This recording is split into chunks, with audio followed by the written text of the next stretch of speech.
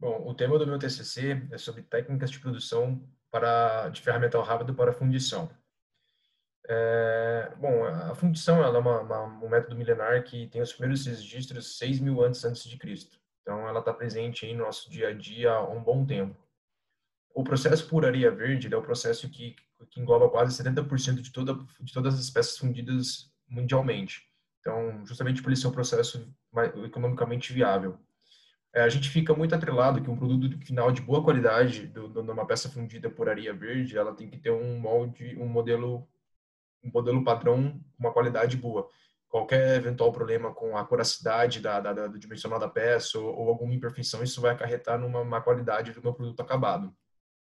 E assim, esse processo ele pode se tornar completamente manual. Ele pode não depender de automatização.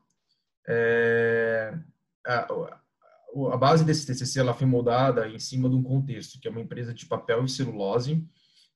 Então, ela tem a fabricação de maquinários de médio e grande porte. E, consequentemente, ela apresenta uma demanda por peças fundidas. O projeto ele se tornou um pouco desafiador devido ao dimensional e o peso da peça. Então, essa peça ela tem um peso superior a 400 quilos. Pós-fundição, ela apresentou, na verdade, 650 quilos, que era o peso definitivo bruto dela. Assim, a gente teve um impacto muito grande em relação à entrega. Então, o embasamento aqui desse TCC é trazer possíveis ferramentais rápidos para fundição e levantar o melhor tempo de entrega, custos e qualidade. Então, assim, devido a vários fatores, o projeto, assim, um dos principais impactos foi o tempo de entrega dessa peça. O nosso lead time acordado inicial com o nosso cliente ele não foi cumprido porque a gente teve problemas com a fabricação do modelo e isso, consequentemente, acarretou problemas no processo final de fundição por areia verde. E também um outro problema foi que, assim, essa peça, esse projeto ele foi um projeto piloto, ele foi um projeto único que a gente iniciou agora pela primeira vez.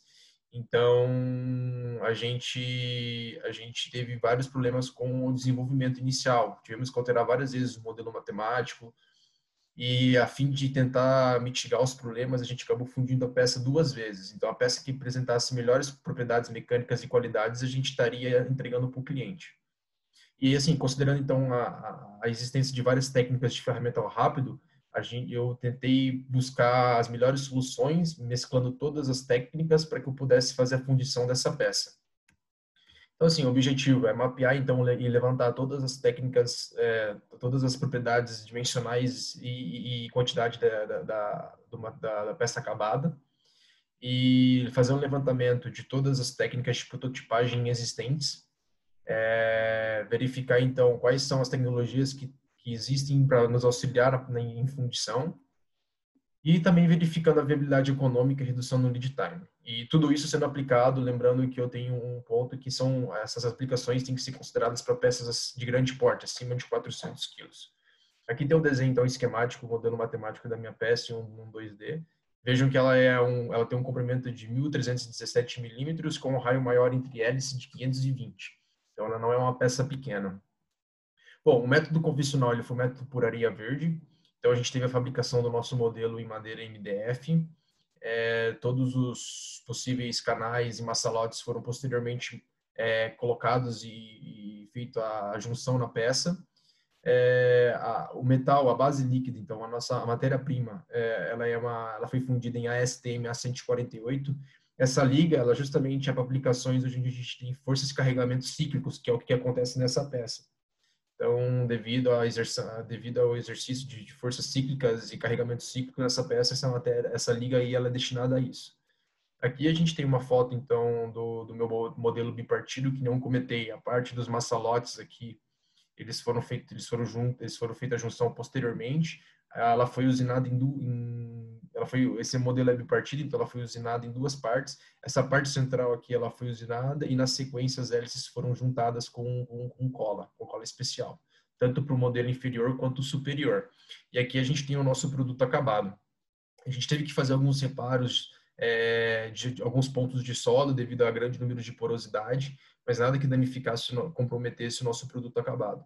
E aqui é a nossa peça após o jateamento, né? Bom, falando sobre as técnicas de moldagem existentes hoje, a manufatura aditiva, ela tem, na parte de fundição, ela é dividida em métodos indiretos e diretos. Para o método indireto, a gente poderia aplicar o processo de espuma perdida, que é um processo onde é um processo onde a partir de um bloco de espuma a gente usinaria o nosso modelo. Esse modelo posteriormente seria revestido refratariamente por um processo de cerâmica para justamente melhorar o acabamento superficial e depois a gente ia fazer a moldagem por areia. Então esse modelo seria colocado dentro de um tambor de alumínio ou de metal, posicionaria ele verticalmente, colocaria toda a areia para poder fazer a conformação, né, e compactar, e em seguida a gente ia fazer o derramamento.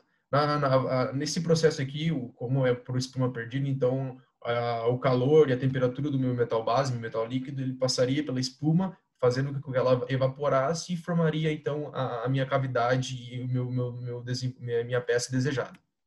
Uma outra alternativa seria o FDM, que é o Fusion Deposition Modeling. Basicamente é uma impressão 3D, então a empresa teria que receber um modelo matemático para que eu pudesse fazer a impressão 3D a partir da matéria-prima que seria o ABS.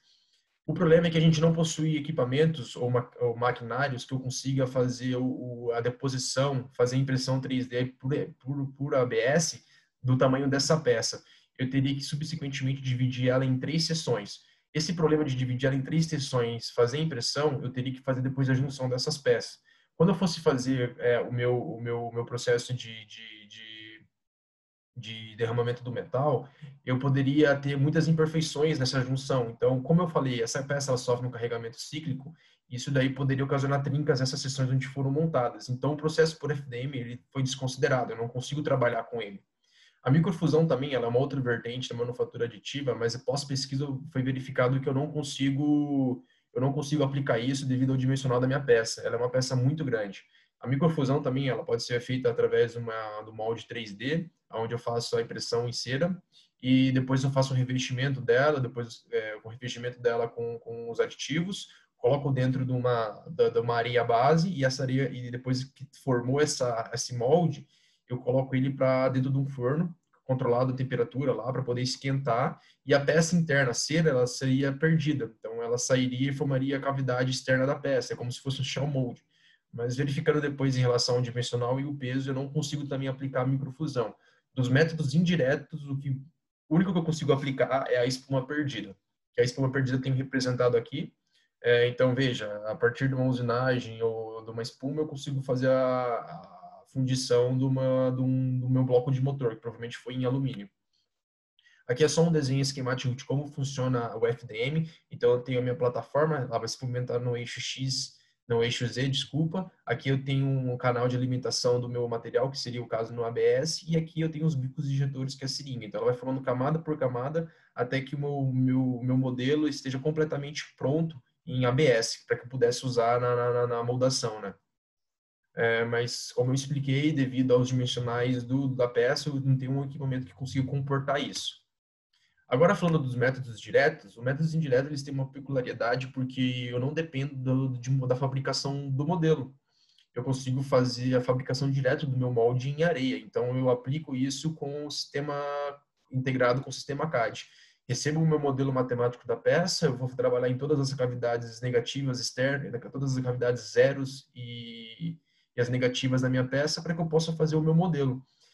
Desculpa, o meu molde. E o meu molde, ele é impresso direto dentro de uma areia base. Provavelmente, geralmente essas areias bases são a mesma areia base quando eu faço a fundição com areia, que é a areia sílica. Então, as vantagens é que eu economizo tempo fazendo o meu moldes com ausências do modelo. E, assim, tem as pesquisas que foram feitas e levantamentos, tem empresas que conseguem fabricar esses moldes em menos de 24 horas. Que assim, é um tempo é um tempo curto, né? Para a gente poder ter um molde em areia pronto para fundição. Então, essa vantagem é muito grande. Aqui é um exemplo de um cabeçote de uma empresa chamada Main Diesel. Vejam que aqui a gente o modelo está dividido, esse molde ele foi dividido em duas partes, né? Então a parte inferior e superior, como está aqui mostrado, desculpa, lá está só dividido na seção longitudinal. Vejam que aqueles furos aqui, eles representam um furo guia. Então, a gente coloca aqui uma barra de metal para que quando eu fosse fazer a montagem da parte de cima, onde vai cair o vazamento os canais de preenchimento, eu consiga ter um alinhamento completo entre esses moldes. Aqui é o princípio de funcionamento. Então, você tem uma plataforma, você passa como se fosse uma camada de areia, e é nessa camada de areia em contato com a matéria-prima, que ou pode ser um feixe de laser ou ou a resina furano. Esse feixe de laser ou esses bicos aqui, eles são direcionados para essa camada de areia, e eles vão fazendo o formato do meu molde, a cavidade negativa e a zero. E assim, camada por camada, até que eu tenha meu molde por completo. E aqui a gente tem a plataforma que ela se movimenta no eixo Z. Bom, falando entre uma comparação entre os métodos, assim, o meu método convencional, ele teve um impacto muito grande, porque a empresa que foi contratada, ela teve uns atrasos e alguns problemas com a fabricação do modelo, e, consequentemente, isso daí ocasionou os outros processos, que foi a parte da moldagem, foi a parte de colocação dos canais de preenchimento, do preenchimento. Então, desde o início do processo, quando a gente teve esse atraso no projeto do modelo, isso daí teve um impacto de quase 60 dias até que a gente recebesse a peça dentro da nossa empresa. Quando a gente compara com o método direto, que a gente não tem a fabricação do modelo, a gente pode ir direto para a fabricação do molde, eu tenho uma redução de quase 2 semanas. Então, é uma vantagem muito grande. Eu estou falando de quase 20 dias até eu receber a peça fundida, porque, assim, pelo método direto, a partir do momento que eu coloquei o meu sistema no CAD, converti para o formato que o equipamento consegue, em menos de 1 semana eu já tenho o meu molde pronto para que seja feito o vazamento e, posteriormente, os pós-tratamentos, né? Se precisar fazer um tratamento térmico, quando você faz a remoção dos canais do maçalote, você faz um acabamento superficial. Então, assim, a redução é uma redução muito drástica. A gente está falando de uma redução de quase 45% no lead time. E quando eu trabalho com um método indireto por espuma perdida, eu tenho uma redução de mais ou menos ali uns 12 dias. Esse tempo que eu ganho é em relação à fabricação do meu modelo. Por quê? O meu modelo, ele pode ser fabricado a partir de um torno CNC. O torno CNC, ele não tem um problema nenhum na fabricação de tempo de trabalho. Ele pode trabalhar 7 dias da semana, 24 horas por dia, que não é o caso do meu modelo convencional, porque eu dependo de uma mão de obra qualificada. Dependendo de uma mão de obra qualificada, eu vou depender de colaboradores que trabalham durante o tempo do período determinado, então são os horários comerciais. Então, a vantagem de ganhar fabricando através de espuma perdida está em relação ao tempo agregado. Lógico que isso daí gera custo, porque a empresa que fabricou para mim a peça, ela é uma empresa de Minas Gerais, que é a Altivo. Então, o processo foi o método convencional por areia verde. O valor do meu modelo em madeira MDF custou R$ 5.500. Então, eu posso utilizar esse modelo para fazer a moldagem novamente várias vezes. E o valor da peça foi de 13 mil. O valor ficou um pouco menor porque todo o processo é completamente manual. Então, eu tenho a retirada dos formas de sinterização manualmente. Eu vou fazer o preenchimento manualmente. Isso já não é o caso da espuma perdida. Eles trabalham com um processo um pouco mais automatizado. A empresa Cical, ela me fez uma cotação e me passou um valor de R$ 2.500 por modelo. Lembrando que esse modelo, ele é evaporado. Então, toda vez que eu for fazer a minha fundição, eu preciso ter o meu modelo. Então, eu preciso fazer a usinagem. A vantagem aqui seria solicitar a compra de vários modelos. Por exemplo, se essa peça ela vai ser fabricada 11 vezes ao ano. O ideal seria, então, fabricar 6 modelos de uma vez só em espuma para que depois eu fizesse o vazamento. O preço ficou um pouco mais caro porque o processo é muito mais automatizado. Então, eu tenho a retirada do forno de sinterização do meu metal por equipamentos e depois eu faço o vazamento utilizando também equipamentos automáticos. Mas, mesmo assim, eu teria uma redução drástica ali de quase em 12 dias para poder entregar a peça. Então, seriam 60 dias comparados com 48. Bom, após todo esse levantamento, vendo todas as técnicas que a gente tem de métodos diretos e indiretos, a gente ainda chegou à conclusão que o método convencional ele apresenta suas vantagens economicamente. Então, ele é viavelmente econômico, né? Porque mesmo ele levando um certo tempo para poder concretizar e concluir a fundição, o valor agregado ele fica bem mais em conta quando comparado com os outros métodos.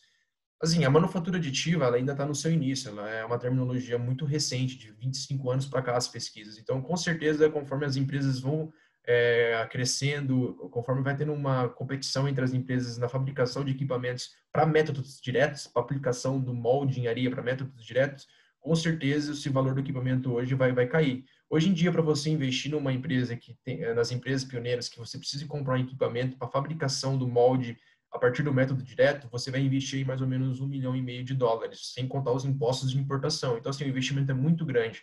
O retorno, seu payback demoraria muito para você conseguir ter um retorno em cima da sua peça. Mas, assim, a vantagem também é que a gente não possui qualquer tipo de barreira. A nossa complexidade, o nosso desenvolvimento, o dimensional, não tem limite, porque o seu programa, o seu programa 3D vai conseguir fazer o desenho da peça mais complexa que for.